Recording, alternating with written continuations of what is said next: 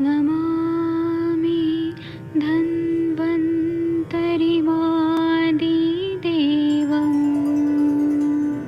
सुरासुरैर्वन्दितपादपद्मम् लोके जरामृत्युनाशं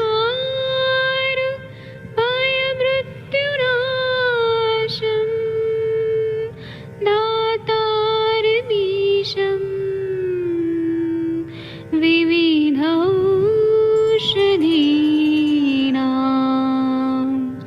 शङ्खं चक्रं जलौकां दधतं मृतघटं चारुतोर्भिश्चतुर्भिः सूक्ष्मस्वच्छादिरुद्यं शुकपरिविलसन् मौलिमम्भोजनेत्रम् कालाम्बोदोज्ज्वलाङ्गं कटितटविलसत् चारुपीताम्बराढ्यं वन्दे धन्वन्तरिन्तं निखिलगदमिव प्रौढदावाग्निनीलम्।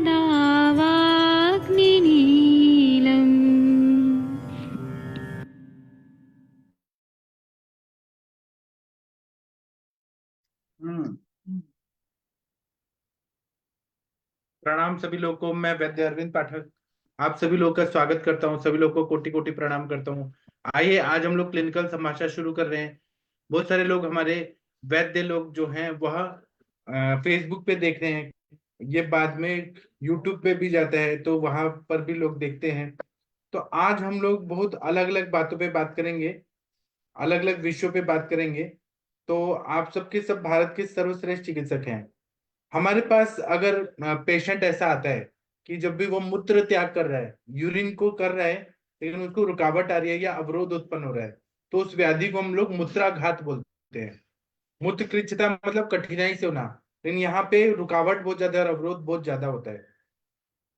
तो टीकाकारों ने ऐसा बोला है, आचार्य डलहन ने खासकर ऐसा बोला है, जो सुश्रुत संहिता पे टीका लिखी है, उन्होंने लिखा है कि मूत्राघातो मूत्रावरोधः, मतलब मूत्र निर्गमन में अतिशय विबंध होना मूत्राघात का विशेष लक्षण बताया गया है।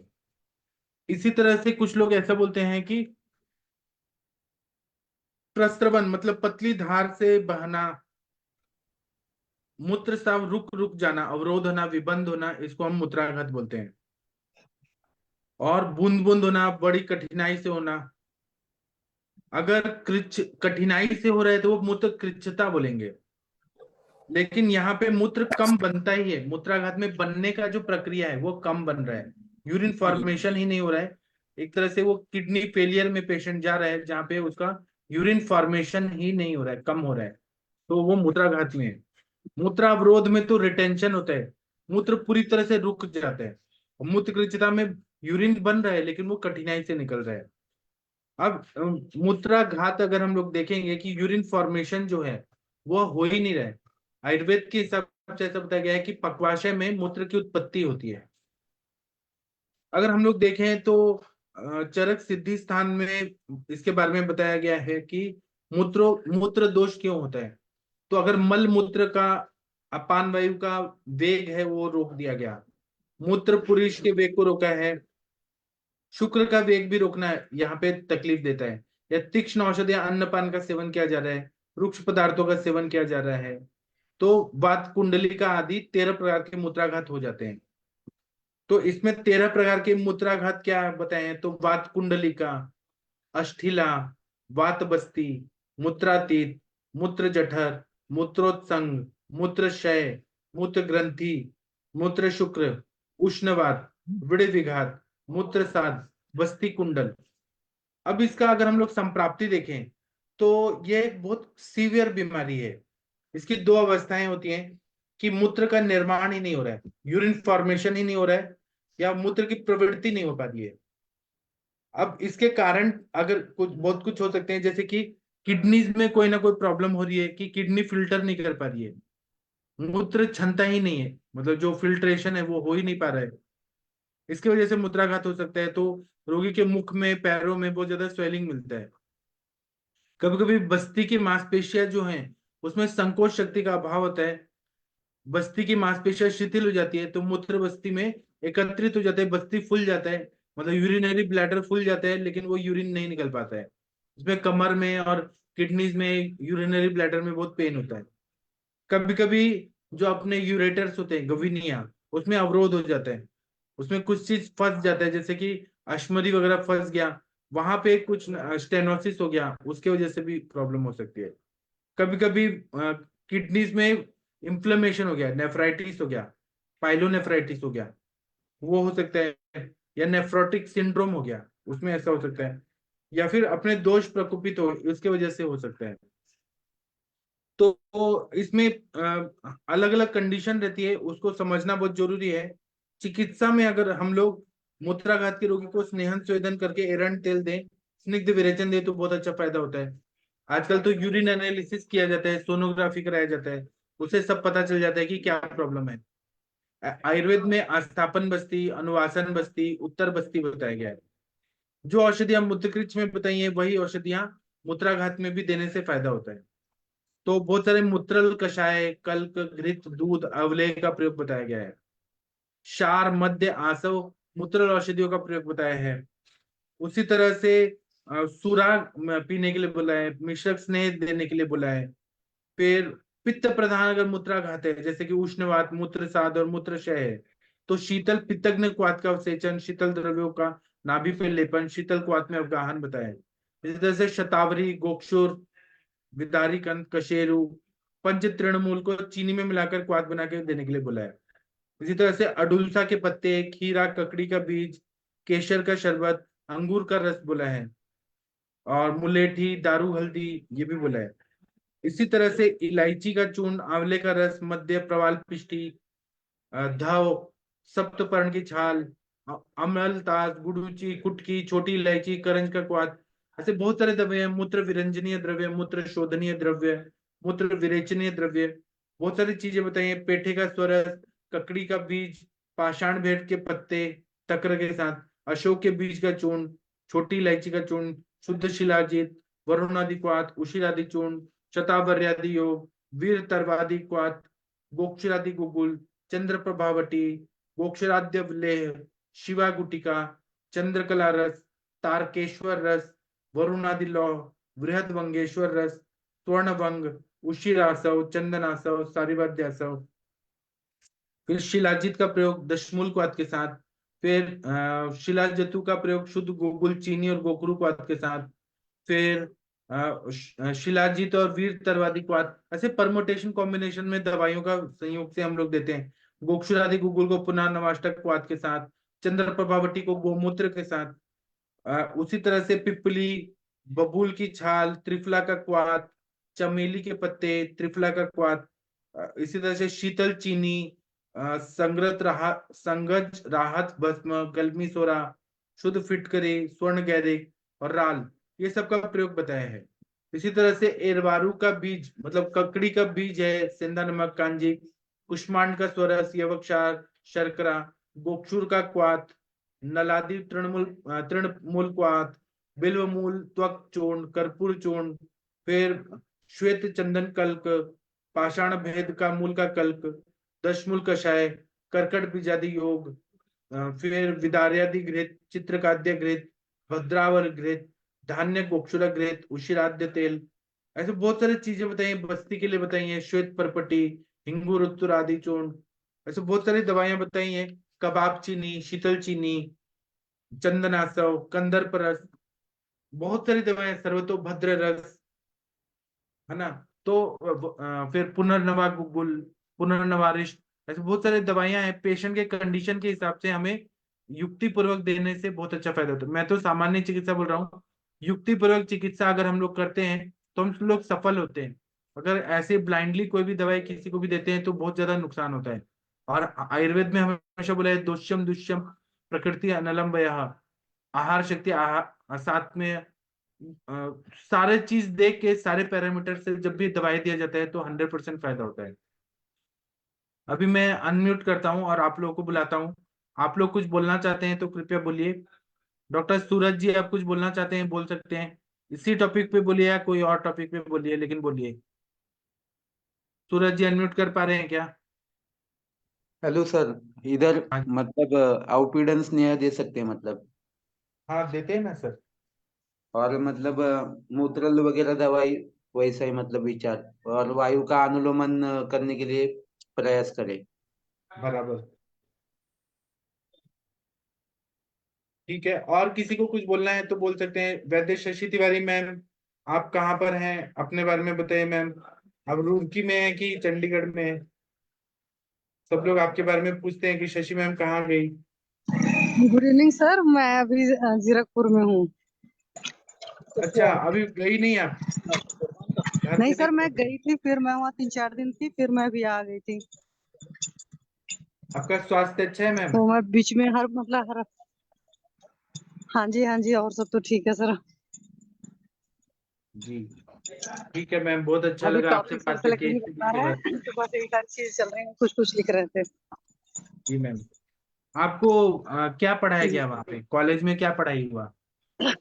एक तो बीच चतुष्टय वाला हुआ था, बताया भी था शायद आपको कि मैम ने बोला था उसका नोट्स बना कर लाना। तो सुश्रुत में है ना, फर्स्ट चैप्टर में वेदोत्पत्ति अध्याय में बीच चतुष्टय है। तो पुरुष है, काल है, औषधि है और व्याधि है। तो उसमें से पुरुष के बारे में लिख लिया था, व्याधि और क्रिया। जी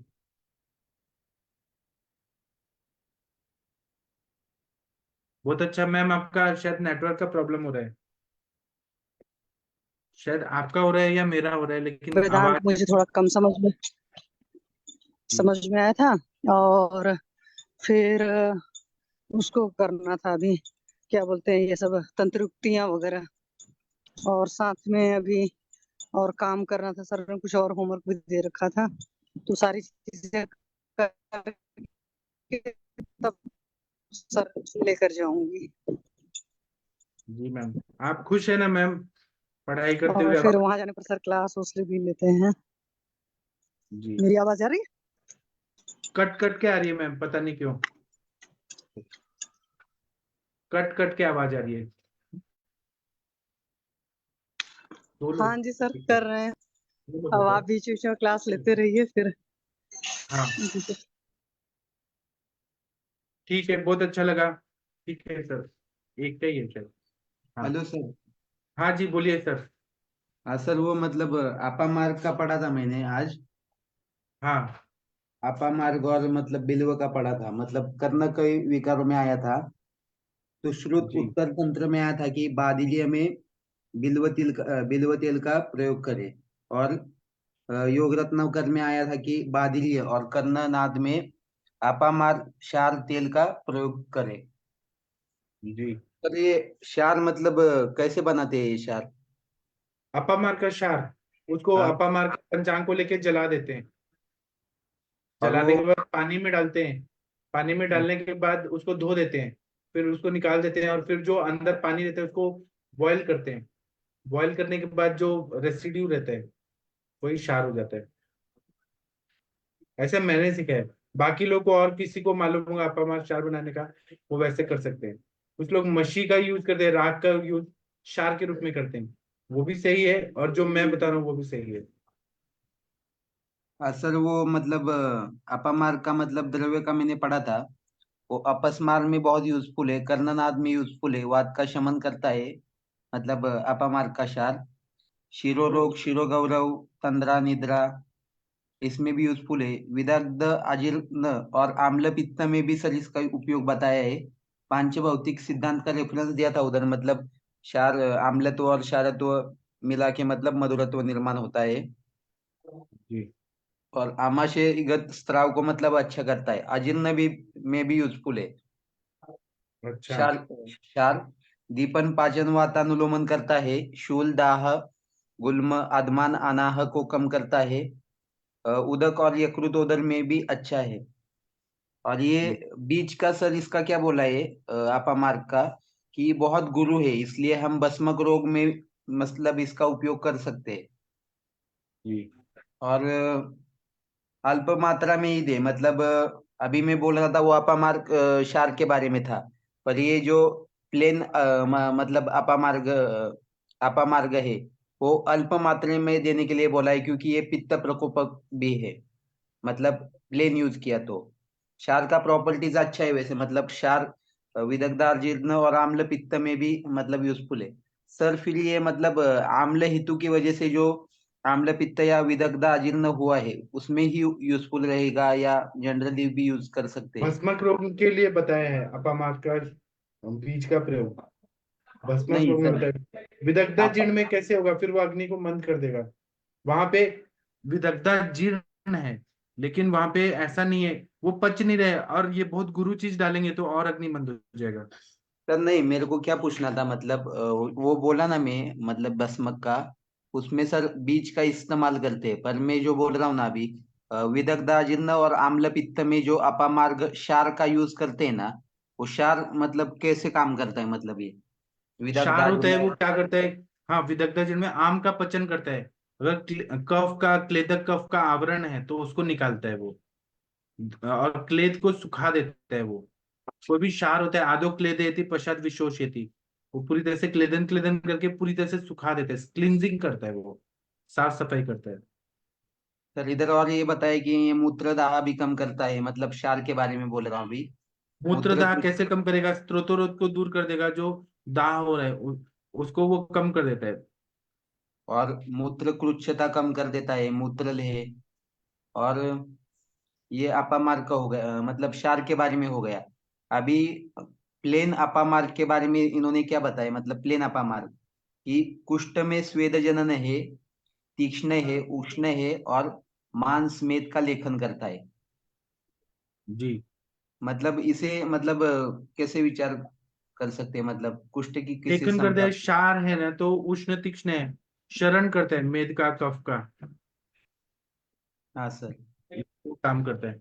और सर बिल्व के में बारे में भी पढ़ा था कि बिल्व का मतलब तेल बादिलिया में मतलब सुश्रुत उत्तर तंत्र में दिया है। तो बिल्व का मतलब एकेरी द्रव्य का मतलब पढ़ाई क्या किया था मैंने।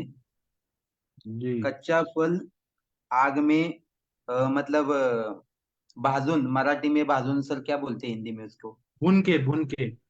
हाँ, कच्चा फल आग में भून के उसमें गुड़ मिला के मध के साथ लेना मतलब अच्छा है। तो रक्तातिसार, रक्त प्रवाहिका और रक्तार्श में इसका मतलब ये होता है, अच्छा यूज होता है। और ये मतलब विसूचिका को मतलब कम करता है, और रक्तस्राव भी कम करता है।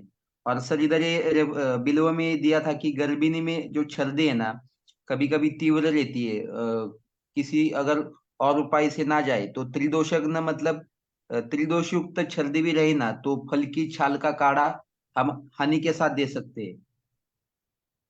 जी, और बराबर। मतलब हाँ ये दिया था। और सर इधर दो प्रकार के बिल्व बताए हैं, मतलब एक पक्व बिल्व और एक मतलब बाल बिल्व। तो जी, पक्व बिल्व गुरु वृक्ष उष्ण, गुरु वृक्ष गुण वाला, उष्ण वीर्य वाला, कटु विपाक और रस तिक्त कषाय मधुर। और इधर क्या, जी, मतलब ये भी बोला है कि मतलब गर्भिणी में अगर छर्दी है और रुके किसी भी उपाय से नहीं रुक रही, तो हम जी, मतलब बिल्व मज्जा चूर्ण का तंदुलोदक के साथ दे सकते हैं, उसमें अच्छा उपयोग होता है। और सर जी, कर्ण रोग में क्या बोला है, गोमूत्र में घोल के, मतलब जी, इसको बिल्व बिल्व के चूर्ण को मतलब गोमूत्र में घोल के उसमें दूध और पानी डाल के तिल तेल सिद्ध करे, इसमें इससे मतलब कर्ण बादिल्य में यूजफुल होता है। तो सर ऐसे मतलब ये काम कैसे करेगा, मतलब इसे बाह्य लगा सकते हैं या आभ्यंतर भी प्रयोग कर सकते हैं? अभ्यंतर भी करना है, बाहर भी प्रयोग करना है। या भी जो मैंने बताया गोमूत्र दूध पानी और तिल तेल में सिद्ध। हाँ, हाँ वैसे करें तो और ज्यादा फायदा करेगा।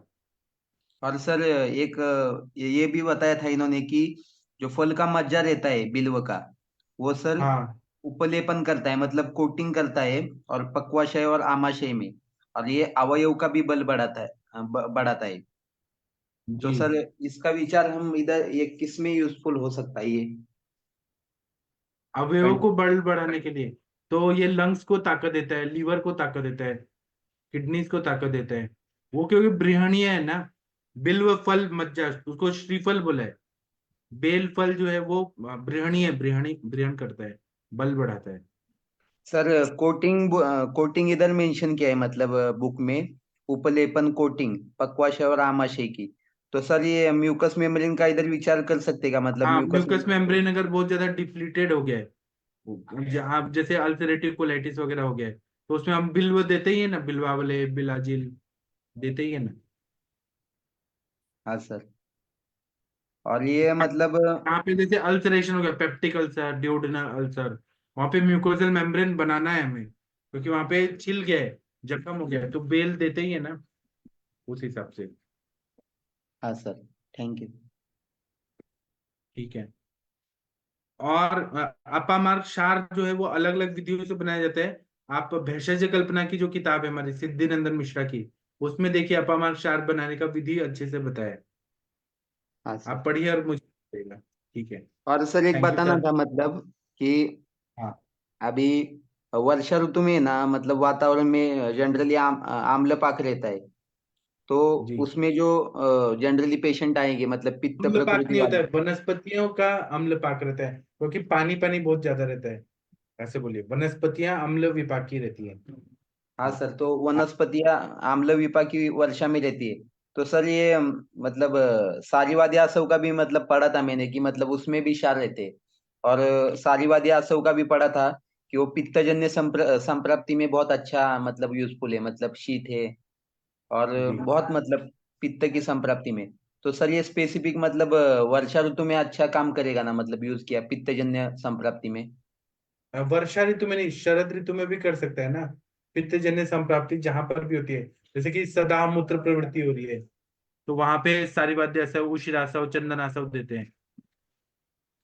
हाँ पित्त सर। क्षार होता है वो तो अगर क्षारीय चीज बोल रहे हैं वो तो पित्त बढ़ाएगा, लेकिन यहाँ पे हमें स्त्रोतोरोजन्य संप्राप्ति ठीक करना है, आम का पचन करना है, तब हम क्षार का प्रयोग करें तो अच्छा रहता है। अब सारी बात जैसे उशिरासव, चंदनासव, अगर बहुत ज्यादा बर्निंग हो रहा है, बहुत हीट हो रहा है, तो वो क्या करेगा, मधुर मधुर शीत है ना, मधुर रस मधुर विपाक शीत वीर्यात्मक। हाँ सर। मतलब सर जिधर स्त्रोतावरोध है और आम है और पित्त संप्राप्ति है उधर मतलब ये आप क्षार यूज करने का अपमार्ग या कोई और मतलब क्षार हाँ। अच्छा हाँ। पित्त पे जाने वाला? हाँ, और ये इतने स्ट्रॉन्ग क्षार नहीं है कि शरीर को नुकसान देंगे, ये पॉजिटिव है, मतलब शरीर को स्त्रोत दूर करेंगे, बस इतना ही है। हाँ सर। जी। बहुत अच्छा बताया आपने। और कोई कुछ बोलना चाहते हैं, पूछना चाहते हैं कोई केस के बारे में, प्लीज यहाँ जरूर डिस्कस करिए। कोई गायनेक रिलेटेड केसेस हैं वहां पे बोल सकते हैं। हरिहर सर बोलिए सर। हाँ सर, एक इनफर्टिलिटी का है केस। अच्छा, तो उनको अभी क्या तकलीफ है सर? वो उसने सब डॉक्टर ने ऐसा बोला है कि बीज नहीं बन रहा है तो। बीज नहीं बन रहे? हाँ, तो मैं तो थोड़ा बताऊंगा, बाकी अंजना मैम बताएंगे, अंजना मैम ज्वाइन हो गई हैं। बीज तो अगर नहीं वो, बन रहे तो हम लोग, जी बोलिए बोलिए सर। जी सर, वो 2 साल से तो दवाई ले रही है। और अभी डॉक्टर ने पहले दवाई दी थी, फिर अब बोला कि अब इंजेक्शन देना पड़ेगा बीज बनाने के लिए, दवाई से नहीं होता है, और उसके बाद दूसरा सोचने का है ऐसा। तो एएमएच वैल्यू देखना पड़ेगा सर, एंटी मुलेरियन हार्मोन कितना है, और उनका AMH ये, वैल्यू 0.07। हाँ, इस पे अंजना मैम ज्यादा अच्छे से बता पाएंगी। अंजना मैम ये टॉपिक, ये सब्जेक्ट में एक्सपर्ट है। अंजना मैम आप कुछ बताएंगी? अगर एग्स ही नहीं बन रहे हैं तो क्या करना चाहिए? मेरे हिसाब से तो बीज वाली चीजें देनी चाहिए, जैसे कि अजवाइन है, जीरा है, तिल का क्वाथ और गुड़ देना चाहिए, बीज वाली चीज देने से, और या उदुम्बर है, उदुम्बर देने से होता है। अंजना मैम आप बताइए प्लीज। और सर जी दवाई सर। लेती है तो ही एमसी आते हैं, नहीं लेती तो नहीं हाँ आता। हाँ, अभी देखिए अंजना मैम क्या बता रही हैं सर, सुनिए प्लीज। Ji sir. सर इसमें यही करना है ना, पहले तो जो आपने एक पूरा एक दिया है इनको प्रोफार्मा, एक बार ये पूरा प्रोफार्मा अच्छे से भर लेंगे। तो उससे बहुत अच्छे से पता चल जाएगा कि पेशेंट का जो है, हम जान पाएंगे कि पेशेंट का हेतु क्या है ना। और उसके अलावा उसकी जो है लाइफ स्टाइल पे भी बहुत कंसंट्रेट करना पड़ेगा। उसकी एज भी नहीं बताई सर आपने, एज कितना है, वेट कितना है और हाइट कितना है। उसके बाद हाँ, सर इसमें, हाँ सर, वेट वेट 43 है एज कितना है सर? और एज है 32 है मेरे। और उसके अलावा वो मैरिड होगी ही, तो मैरिड है तो सर कितने सालों की मैरिड है ना? और तीन। लाइफ स्टाइल क्या है, वो क्या करती है? हाँ, अगर हो सके तो मैं उसको कल के संपासा में बुला सकूं, आप बोल दो। जी सर, जी सर, बहुत अच्छा रहेगा सर। मतलब मेरा यही है कि कोई भी केस अगर हम ले रहे हैं या कोई भी काम हम उसके बारे में कर रहे हैं, तो जैसे एक सर ने दिया है ना प्रोफार्मा, उसकी भी फोटो हाँ, निकाल लीजिए आप और प्रोफार्मा भी भर लीजिए। और एक बार उसको सेमिनार पे ले आएंगे, यहाँ पे संभाषण में लाएंगे तो सब लोग अच्छे से डिस्कस करेंगे। तो वैसे दूर ऐसे से केस बुलाना में, पड़ता है, तो अगर कल उसका हो जाए तो मैं बुला लूं। हाँ ठीक है सर, ला सकते हैं। जनरली क्या है ना, जो हम लोग बात करते हैं बीज की कार्मुकता को बढ़ाने के लिए सर अक्सर बताते हैं, तो विरेचन हम लोग देते हैं। और नित्य विरेचन या उसके हिसाब से अकॉर्डिंग टू पेशेंट कल डिस्कस कर लिया जाएगा। और नस्य थेरेपी, वस्ती थेरेपी, हम लोग कई चीजें इसमें मिलाएंगे, लेकिन आप पहले पेशेंट से डिस्कस कराएंगे तो अच्छा रहेगा। क्योंकि पेशेंट के बारे में पूरा जानने के बाद ही कोई जो है हम चिकित्सा सूत्र बनाएंगे तो ज्यादा लाभकारी रहता है सूत्र। हाँ, वो तो सही बात है। जी सर, या तो मैं कल ही बुला लेता हूँ। बुला लीजिए सर, अभी बुलाना चाहे तो अभी बुला लीजिए, हम लोग हैं सब लोग। नहीं आ ठीक है, सकती, दूर है। ठीक है सर। तो वो उसको लिंक भेज के भी, जैसे कहते हैं ना, अरविंद सर से पूछिए, वो बताएंगे सर मेथड आपको। नहीं, वो तो आजकल आजकल आती है, तो मैं बोल दूंगा कि 8:15 बजे ठीक आ है, जाओ। ठीक सर, अच्छा रहेगा, डायरेक्ट रहेगा तो अच्छा आप कल रहेगा। बुलाइए। जी मैम सर, क्या है ना, इनके गांव की कोई पेशेंट है जो दूर है बहुत ज्यादा, हाँ तो सर, हाँ ये सर, सर लिंक हाँ दे देंगे तो हाँ, शायद वहाँ नेट गांव। काम ना कर पाए। जी सर, हाँ, तो ये सर ठीक लेके है, आएंगे अपने क्लिनिक में तो जोड़ देंगे। ज्यादा अच्छा ये रहेगा ठीक, सर डिस्कशन। थोड़ा जी सर, इंटरेस्टिंग है, इसलिए मैंने बोला कि चलो संभाषा में आपको बुला दूं। बिल्कुल सर, बिल्कुल बिल्कुल अच्छा लगेगा हम लोग को भी। बुलाइए सर। जी सर, हाँ, थैंक यू मैम। जी सर। Thank you. और किसी को कोई गायनेक रिलेटेड केसेस पूछना है, किसी को डिफिकल्टी आ रही है, तो अंजना मैम से पूछ सकते हैं। किसी को कुछ पूछना है, वीना मैम आपको कुछ पूछना है कोई केस, तनिका मैम कोई केस पूछना है पूछिए, हैंड रेज हुआ है। हाँ, तकदीर जी पूछिए। हेलो, नमस्ते सर। हाँ जी पूछिए। नमस्ते मैम। अंजना मैम नमस्ते। आपसे पूछना हाँ सर, चाहते हैं, हाँ। नमस्ते सर, बताइए सर, बताइए। हाँ मैम, एक केस है इनफर्टिलिटी का है, प्राइमरी इनफर्टिलिटी का केस था। तो जब आए थे तो काफ़ी प्रॉब्लम्स लेकर आए थे। कैल्सिफिकेशन ऑफ यूट्रस थी, साथ में पीरियड्स में इशू था, डाइजेशन खराब थी, दही पचता नहीं था, दूध नहीं पचता था, सुबह उठते स्नीजिंग शुरू हो जाती थी। तो ऐसे काफ़ी इशू थे। तो अब सारे इशू तो ठीक हो गए हुए हैं, अब कोई भी इशू नहीं है उनको। लेकिन अभी भी बेबी उनको कंसीव नहीं हो पा रहा, तो हम उसमें मैम क्या दे सकते हैं साथ में? सर वही है, सबसे पहले तो कितने साल हो गए उसकी मैरिज को? मैम 5 साल हो गए हैं। और उसका क्या है, लाइफ स्टाइल क्या है, वो वर्किंग मैम लेडी वो है कि हाउस? मैम गवर्नमेंट जॉब में है। क्या, तो कितने पहले बजे स्ट्रेस जाती है? वगैरह भी काफी ज्यादा था, नींद नहीं सही आती थी, अब वो ऑलमोस्ट वेट, हर एक चीज मैम ठीक कर दी हुई है। अब वो कह रहे हैं वेट नींद भी कितना है? सही आती है। वेट एज मैम कितना उनकी है? 32 है। एक वेट, हाँ जी। वेट मैम वजन नॉर्मल कितना है, बिल्कुल बिल्कुल ओवर वेट नहीं है, बिल्कुल हेल्दी है, बिल्कुल नॉर्मल स्लिम है। है? ठीक है सर। और हस्बैंड, हस्बैंड पार्ट, मैम वो क्या कर, उनके भी स्पर्म वगैरह से सब चेक कराए थे, सीमन एनालिसिस वगैरह। सर वो क्या काम वैसे करते हैं? उनकी वो एज मैम कितनी है? पहले ड्राइव मैम फॉरेन में थे, अब वापस आए हाँ, हुए हैं। अच्छा। कितने दिनों से ये लोग साथ में हैं? मैम लगातार एकदम एकदम साथ में, 5-6 जैसे आपने महीने हो कहा गए ना? हुए हैं। अच्छा अच्छा, ठीक है सर। और उसमें जो है उनका जो और सब सारी जांचें, वायरल मार्कर वगैरह, शुगर वगैरह, सब बीपी कुछ वगैरह मैम, सब? सब कुछ। अब मैम मैं वही कह रहा हूँ ना, बिल्कुल नॉर्मल है हर एक चीज, किसी ठीक है सर। मेडिकली वाइज कोई इशू नहीं है अभी। हाँ सर, तो दोनों लोग को पहले शुद्धि कराइए थोड़ा सा, अगर आप कराते होंगे तो थोड़ा सा शुद्धि कराइए। और जी अगर मैम। नहीं करा पा रहे हैं तो फिर पेशेंट को थोड़ा सा दीपन पाचन कराइए और उनको पूरा लाइफ स्टाइल उनका बताइए। क्योंकि सबसे पहले तो वही है ना, मनस अमनस्य कारक, मानसिक कारणों को जैसे थोड़ा सा अच्छे से कराइए। मानसिक कारण का मतलब ये कि खुश रहे, जो भी कार्य करें उसको एकदम नहीं जो है मैम, वही तो ना। वो अभी जैसे हाँ वो खुद ही बहुत खुश हैं, क्योंकि वो कह रहे थे हमें बचपन से भी जो प्रॉब्लम थी ना उनकी वाइफ को, वो जी। बिल्कुल ठीक है। अभी उनको कोई स्ट्रेस भी नहीं है। अब उनको बस यही था कि बेबी कंसीव हो जाए। वो अभी उनको अभी ऐसे भी नहीं है कि दिल छोड़ दिया उन्होंने। तो आप क्षेत्र पे अभी कार्य भी मेरे करिए ना पास। सर, पहले आप जी उनकी ओव्यूलेशन प्रोफाइल कराइए, ओव्यूलेशन स्टडी कराइए, और एक्सरे कराइए बच्चेदानी का, HSG जिसे कहते हैं ना। और उसके अलावा जैसे आपने ये कराया कि नहीं कराया, अल्ट्रासोनोग्राफी एक कराइए। जी मैम, ठीक वही है। मैं कह रहा हूँ ना, सब कुछ था पहले।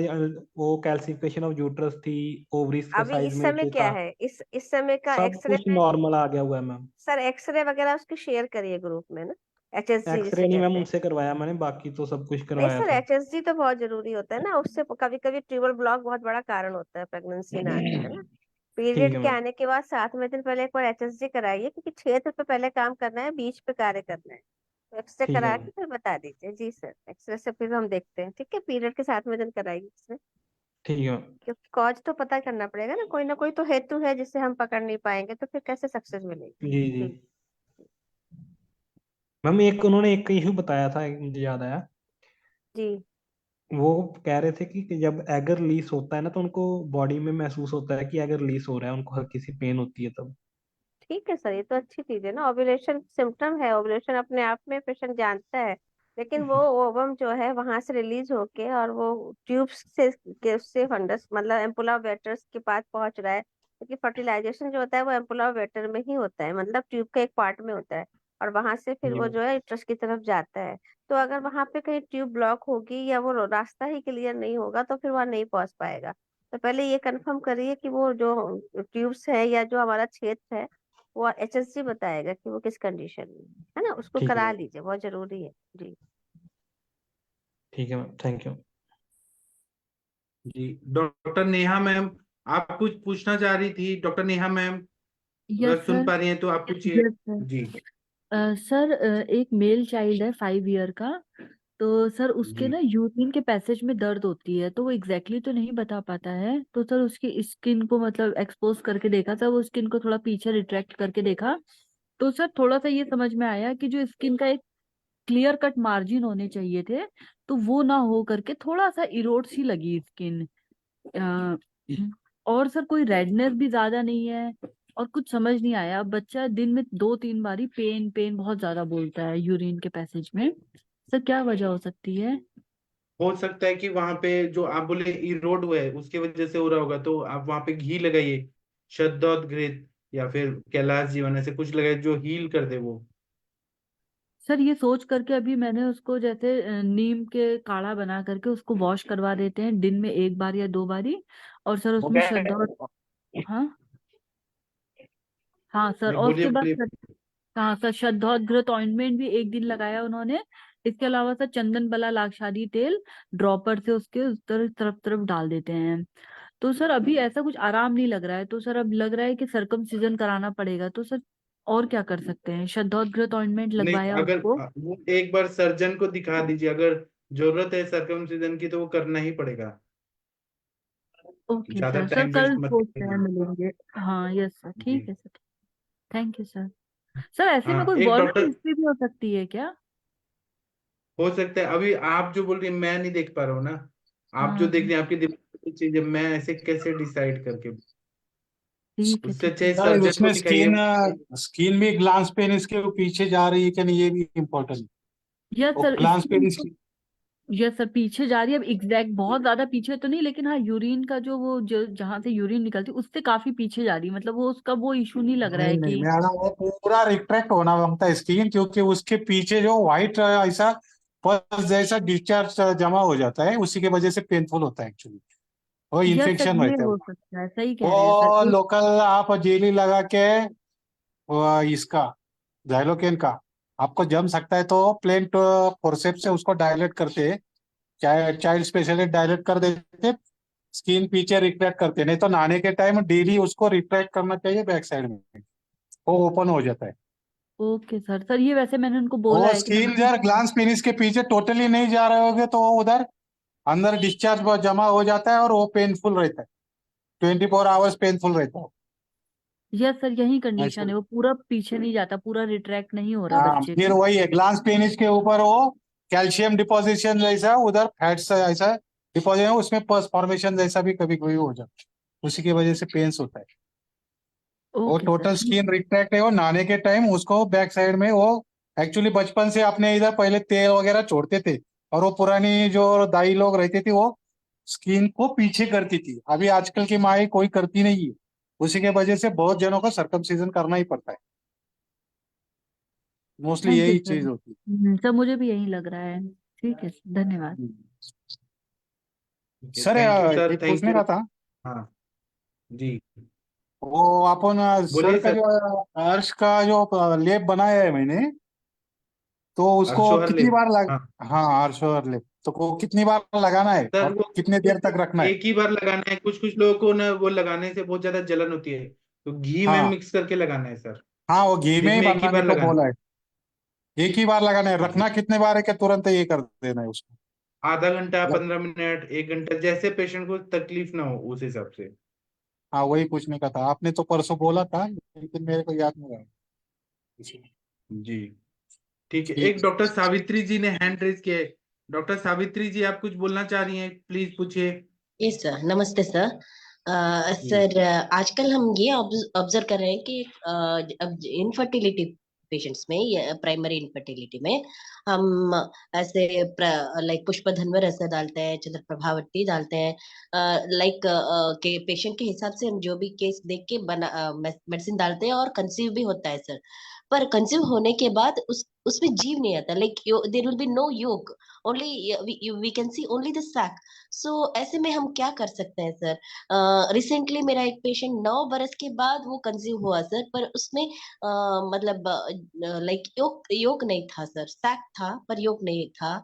और वो एलोपैथिक इंटरवेंशन के साथ भी ये हमने ट्राई किया सर, फिर भी उसमें मतलब जीव अंश नहीं आया सर। सो ऐसे में हम क्या कर सकते हैं? तो कृपया बताएंगे तो आप, बहुत करेंगे। मतलब मैं बता देता हूँ, बाकी अंजना मैम अच्छे से बताएंगी।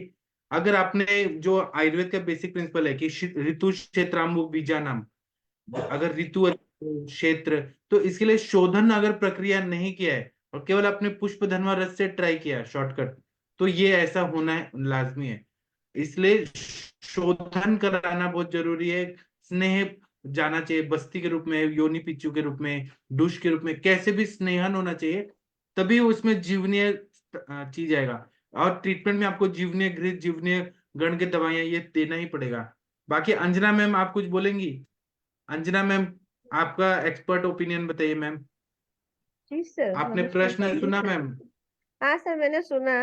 ऐसा होता है मैडम, प्रॉब्लम जैसे सर ने एकदम सही बताया है इसमें कि क्योंकि शोधन अगर नहीं है, अगर शोधन प्रक्रिया प्रॉपर नहीं है, क्योंकि अगर आप संहिताओं का अध्ययन करेंगे तो देखिए उन्होंने साफ बहुत अच्छे से बताया है कि कैसे शुक्र शोधन जरूरी है, शोणित आर्तव शोधन जरूरी है।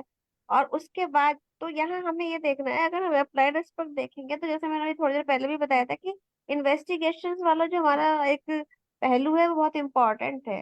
तो यहाँ कहीं ना कहीं वायरल इन्फेक्शन के चांसेस भी हो सकते हैं, जैसे टॉर्च इन्फेक्शन हो सकता है, या फिर HIV, VDRL, HSV, मतलब जो भी हमारे पास वायरल जितना भी हमें हमें कराना ही पड़ेगा सारे के सारे। उसके अलावा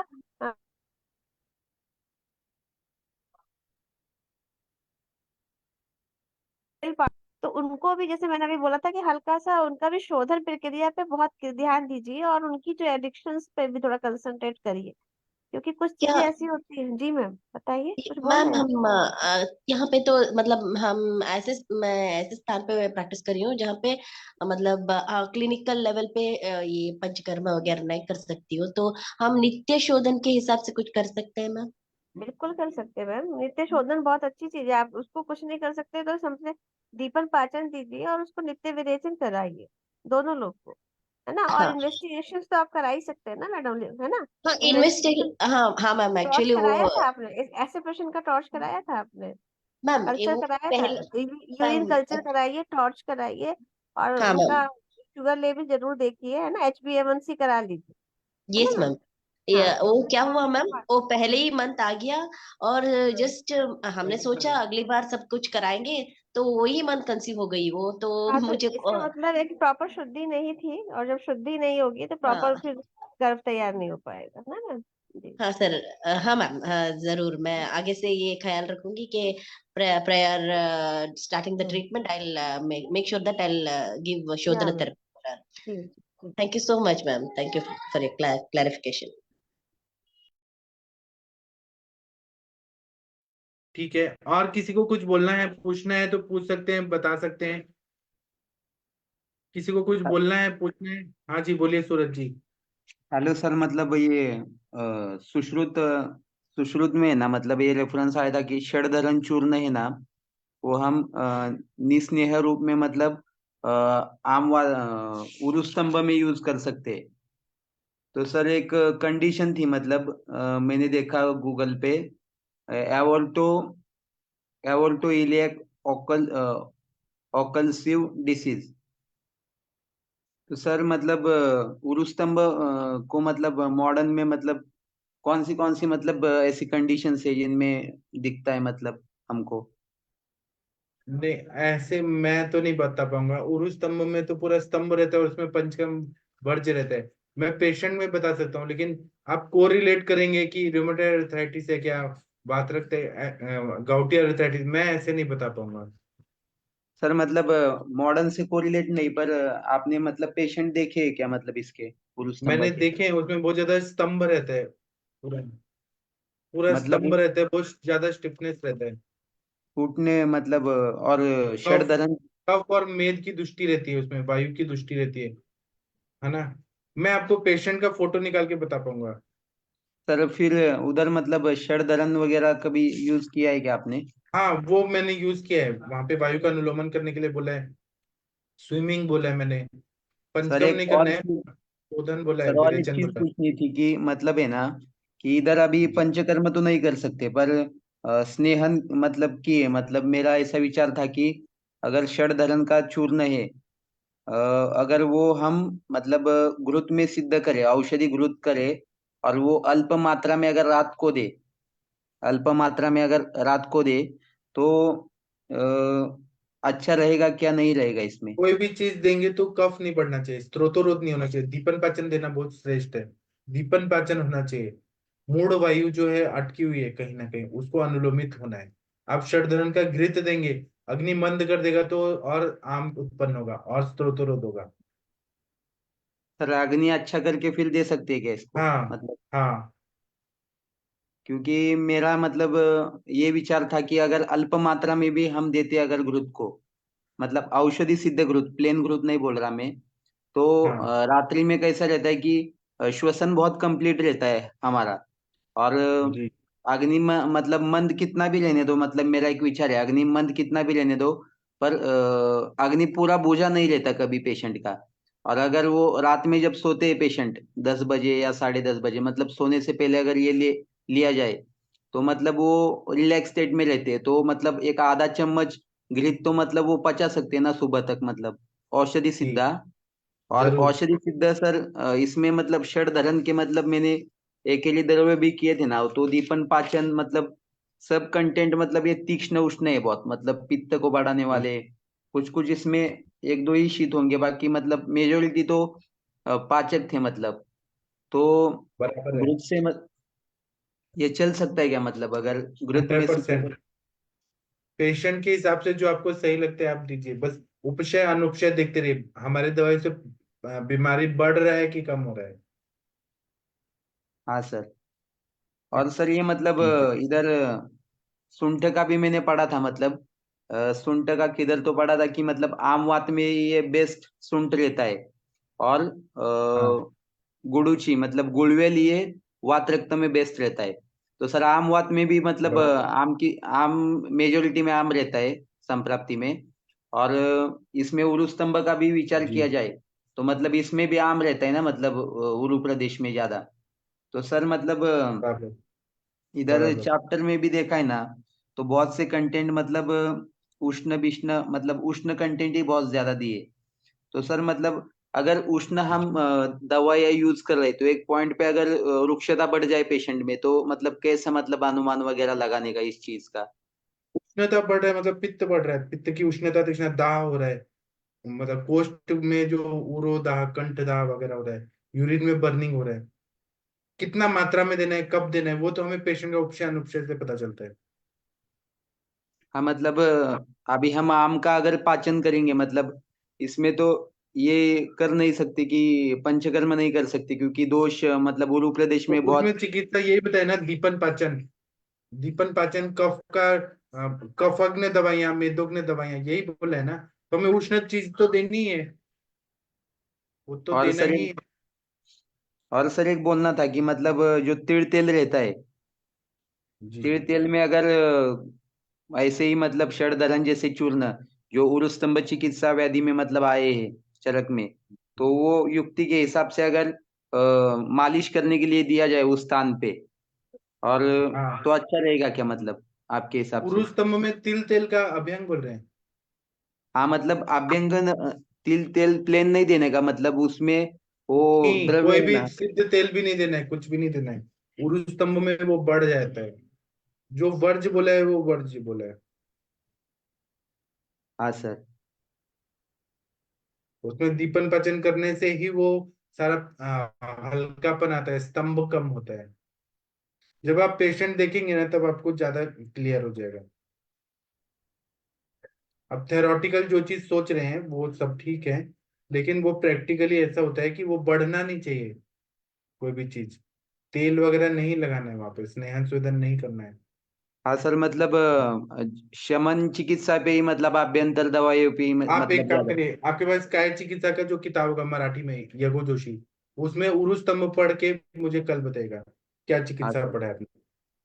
जी, ठीक है। और किसी को कुछ पूछना है बताना है, किसी को पूछना है बताना है तो बताइए, पूछिए। फीवर कम हो गया क्या? अगर नहीं पूछना है बताना है तो 9 बज गए, मैं अभी सेशन बंद करता हूँ, अब हम सुबह मिलेंगे। तब तक के लिए थैंक यू, प्रणाम सभी लोगों को। सेशन बंद किया जा रहा है, थैंक यू।